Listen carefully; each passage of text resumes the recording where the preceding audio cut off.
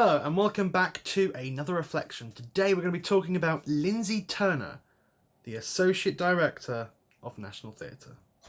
So yesterday, kindly Leanne allowed us to speak with a very, very well-known director, but likes to keep fame very low.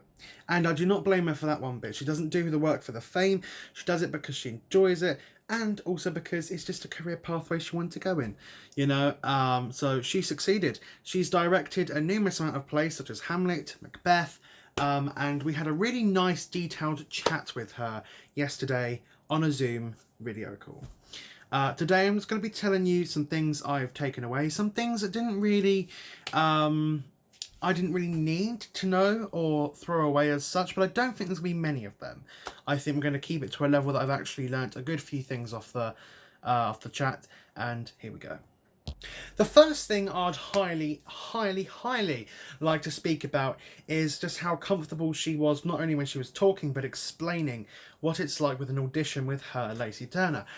For example, she was taking us over a bit of a mark-off task of what it is and why it is, like basically like the rules and stuff like that. Not really rules, but just steps, basically steps to achieve a really good interview, and also an audition. Basically she told us a lot about her past auditions, also how she wants people to feel and how she thinks actors should feel in general. Basically she was saying about when you greet, you can walk through the door, hello, how are you doing? Just that first word can create the greatest chemistry, but also it can show you the chemistry and it can also create the chemistry. So you got to think about one thing, and this one thing she really explained that really meant a lot was, you know, you're going to be with and working with that person for God knows how long, however long the show goes on. I can easily name a musical, for instance, Wicked, that's been going on for God knows how many years, you know, and they don't always change their performers neither. I mean, Only Fools and Horses, a musical I went to see last year, so far is a 2-year running musical. You got, I think, Paul Whitehouse and Tom Bennett and Ryan Hutton would have had to work with each other for 2 years, so their first input on each other would have been very, very good. You start to have a bit of a bond with the director as your friend and stuff like that, so this was really helpful as well. But she was mainly saying about the first 12 minutes you just sit there, have a cup of coffee, have a cup of tea, just talk, hi, how are you doing?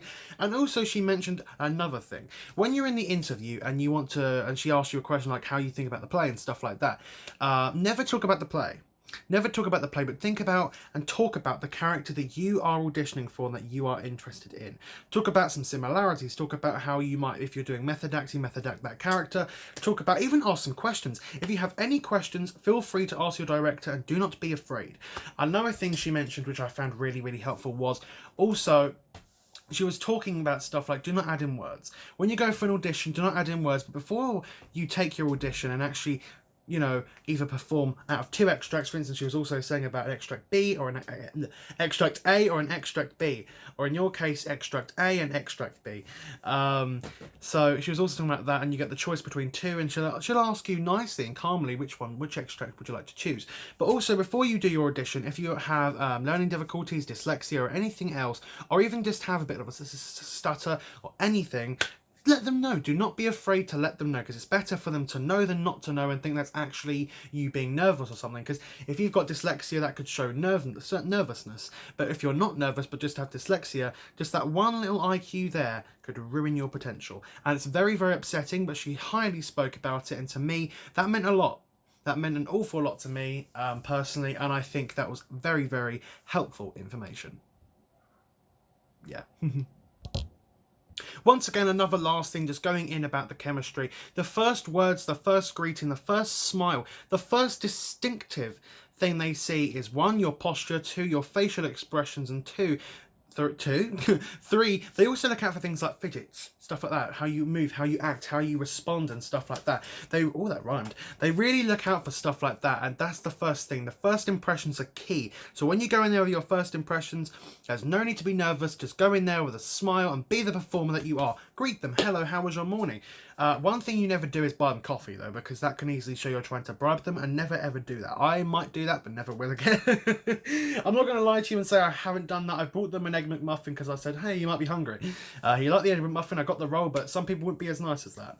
But anything I wouldn't have took out from this is basically nothing. There was a lot of stuff I knew already, but I think personally, even though she's not all about the fame, it was an honour having someone who's out there as much, taking their own time, especially at one of these hardest times in our lives, to help us out. So she won't ever see this, but thank you so much, Lyndsey. Have a good day.